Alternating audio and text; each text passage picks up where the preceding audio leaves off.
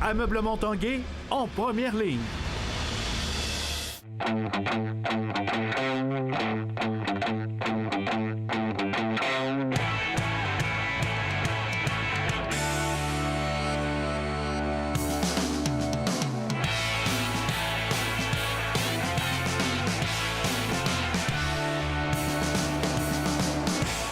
À tous un bon jeudi, bienvenue à l'Esprit sportif. Aujourd'hui, dans l'ambiance du Pro-Am Gagné Bergeron, dans l'émission aujourd'hui, golfeurs et golfeuses, on vous amène en Beauce. Mais d'abord, on parle d'Elliott Grondin, jeune athlète de 17 ans en snowboard cross qui a connu toute une saison 2017-2018 avec les Jeux olympiques, avec les Coupes du monde.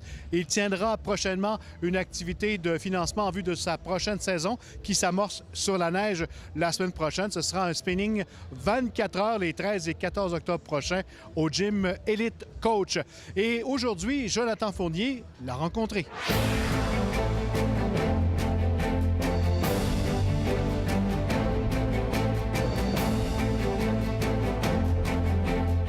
Si on te demande de nous résumer un petit peu ta saison 2017-2018, tout ce qui s'est passé avant Pyeongchang? C'est sûr qu'avant Pyeongchang, c'était des surprises, c'est sûr, c'était les Coupes du monde. J'étais pas supposé faire ça.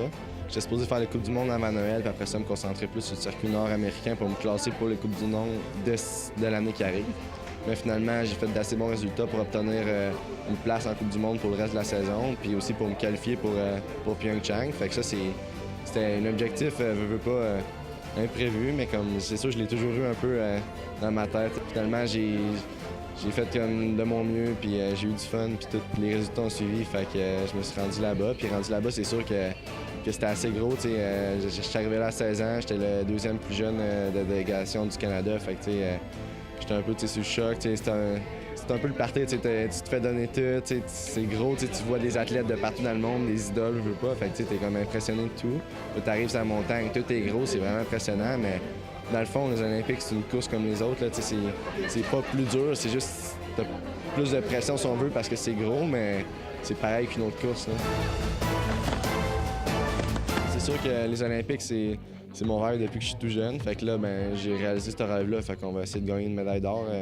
C'est mon autre rêve, là, c'est rendu. Fait que c'est sûr que je l'avais en tête l'été passé. Je savais que j'étais comme 4e, 5e, ça allait, ça y allait. Fait que il y avait des chances, mais c'était pas comme sûr que j'allais y aller. L'organisation, c'est énorme, il y a des Coréens partout, c'est fou. Dès que tu sors du village, tout le monde est après toi. Fait que tu sois le Sean White du snowboard ou que ce soit moi, il n'y a pas de différence, tout le monde est après toi. Là. À Pyeongchang, dans le fond, on avait une qualification puis une finale. Fait que je me suis qualifié 34e. Puis là, en finale, ça allait quand même bien jusqu'à environ la fin du parcours. Puis là, j'ai fait une erreur qui m'a fait tomber. Fait que ça s'est terminé pour moi dans mon premier round de finale. Mais je suis très content de l'expérience que j'ai acquis là-bas. Après les Olympiques, la saison se poursuit. Comment ça a été par après? Après, j'ai évolué vraiment vite. On a eu 3 Coupes du monde après. En Espagne, c'était en Russie puis en Suisse. Fait que les 3, ça a été mes 3 meilleurs résultats de la saison par après. Fait que j'ai fait une 19e position, 15e puis 11e position pour terminer la saison. Fait que ça a vraiment bien fini. Puis après ça, c'était les championnats canadiens. Fait que j'arrivais là-bas, c'était plus comme une dernière course amicale avec tout le monde avant de repartir en congé chez nous. Puis là, je suis arrivé là-bas, pas de stress, on avait du fun. Puis là, j'ai gagné senior. Fait que c'était un peu inattendu. Moi, j'étais bien content de gagner ça. Puis après ça, j'ai gagné junior aussi. Fait que champion canadien, senior et junior. Qu'est-ce qui a suivi par la suite? Là? Période de pause, peut-être entraînement musculaire, autre chose? Ouais, là, j'ai pris un mois off vraiment à me reposer puis recharger les batteries avant de recommencer parce que l'été, je course en vélo de montagne aussi. Fait que là, j'ai coursé beaucoup en début d'été. Là, j'ai pris un mois off, j'ai pris juillet off pour vraiment me concentrer plus sur mon entraînement au gym pour être prêt pour repartir justement lundi en Nouvelle-Zélande. Fait que là, je suis plus focus sur mon entraînement en salle pour vraiment comme être prêt musculairement pour aller affronter les pistes. Fait que je pars en Nouvelle-Zélande lundi pour les championnats du monde. Dans le fond, les championnats du monde sont à la fin du mois d'août. Fait que je pars là environ 3 semaines. Fait qu'on va s'entraîner un peu avant, puis après ça, on course là-bas. J'ai hâte de voir comment ça va se dérouler. Après ça, je reviens. Je pense que j'ai une couple de semaines off à m'entraîner au gym, puis de vraiment me préparer pour la saison de Coupe du Monde. Après ça, je pars en novembre me rentraîner, je sais pas où encore exactement. Puis après ça, faire la Coupe du Monde en décembre. Puis après ça, le championnat du monde senior dans l'Utah en février, fin janvier, début février. Fait que ça, c'est un objectif aussi. Puis ça, jamais du monde junior, je sais pas quand encore vont être cool. Sinon, c'est les Coupes du monde jusqu'en avril. Grondin, merci beaucoup. Bonne saison. Merci.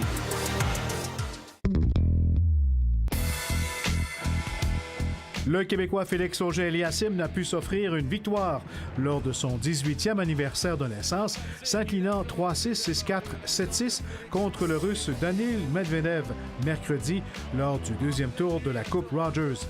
Classé 133e au monde, Auger-Aliassime s'était payé le Français Lucas Pouille, 18e raquette mondiale, lors du premier tour. Cette fois, il s'est fait montrer la sortie par un joueur occupant le 68e rang mondial lors d'un marathon en dents de 2 heures et 36 minutes. Plusieurs ex-porte-couleurs des capitales de Québec ont foulé la surface du stade Canac mercredi soir dans le cadre du match des anciens capitales contre les 4 Chevaliers Easton. L'événement permettait d'amasser des fonds au profit du Pignon Bleu et de la Fondation des capitales. Étaient présents Stéphane Dionne, Eddie Lantigua, Patrick Deschênes, Geoffrey Tomlinson, Michel Simard, Olivier Lépine, pour ne nommer que ceux-là. Par ailleurs, les actuels joueurs des capitales passent le week-end au stade Canac alors qu'ils recevront la visite des Miners de Sault-Sac. La 13e édition des 24 heures du lac Archibald aura lieu samedi et dimanche au lac Beauport. Sans arrêt pendant les 24 heures, des cyclistes, des coureurs et des marcheurs feront des boucles de 7,6 km autour du lac. La population en général est invitée à se joindre aux 215 participants pour prendre part au volet Marcheurs d'un tour des jardins avec un don de 25 $. Les fonds amassés iront à 4 fondations et depuis les débuts des 24 heures du lac, plus de 750 000 $ ont été amassés. Après la pause, un petit voyage de golf en Beauce.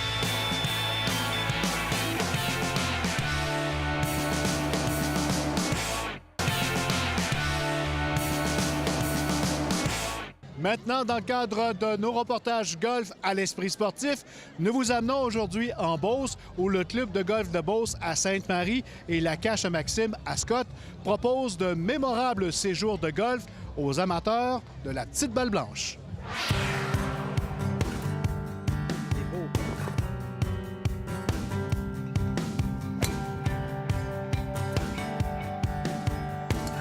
Richard Poulet, bienvenue à l'Esprit sportif. Bienvenue à toi, Carl, au Golf de Beauce à Sainte-Marie. On est bien content de t'accueillir. Parlons un petit peu de l'historique du terrain. C'est un terrain de golf qui est quand même assez vieux. C'est un terrain qui a été fondé en 1962. Donc, au départ, évidemment, on n'avait que notre trou de golf. Après ça, on a reconfectionné tous les 9 premiers trous. Et à partir de la milieu des années 70, on a fait le deuxième 9, donc qu'on connaît maintenant aujourd'hui. Donc, le terrain, on est à sa 56e année cette année.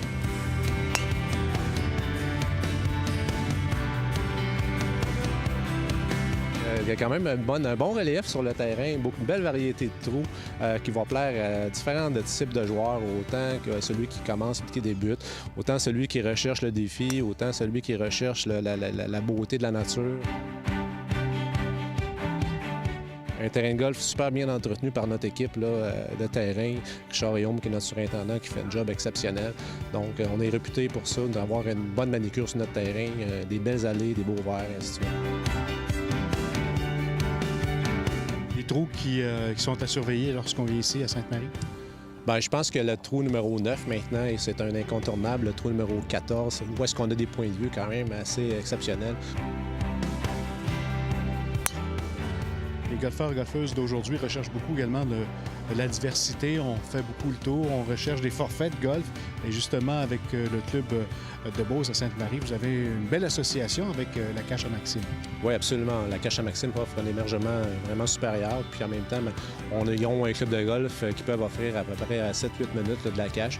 Donc, à proximité de Québec, les gens ont l'impression d'être vraiment dans la nature. C'est ce qui est plaisant. C'est ce que les gens, je pense, recherchent pour décrocher.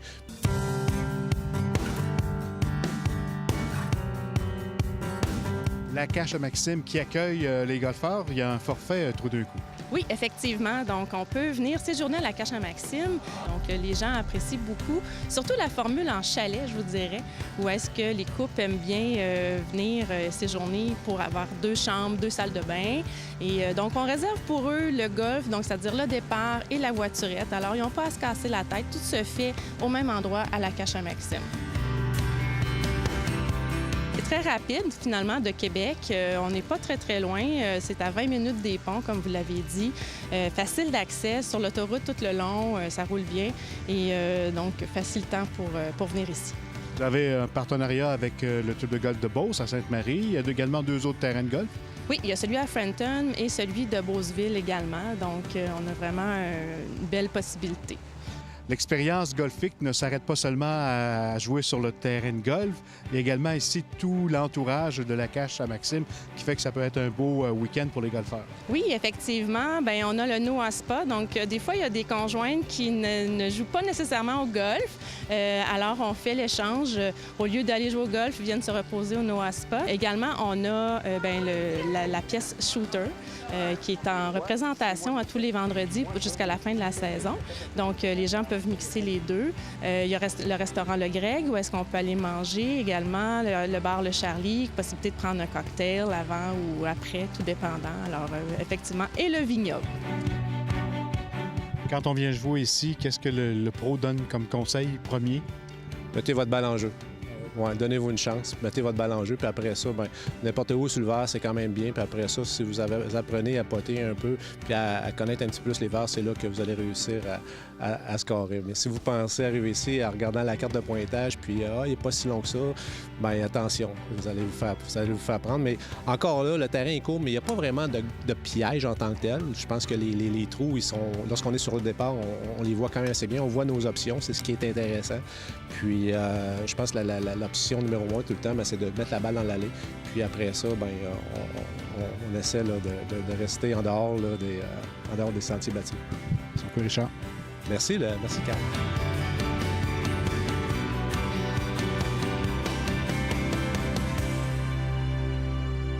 Golfeurs et golfeuses, on vous souhaite un bon séjour en Beauce. Voilà, c'était l'Esprit sportif. On se donne rendez-vous demain. Bye-bye.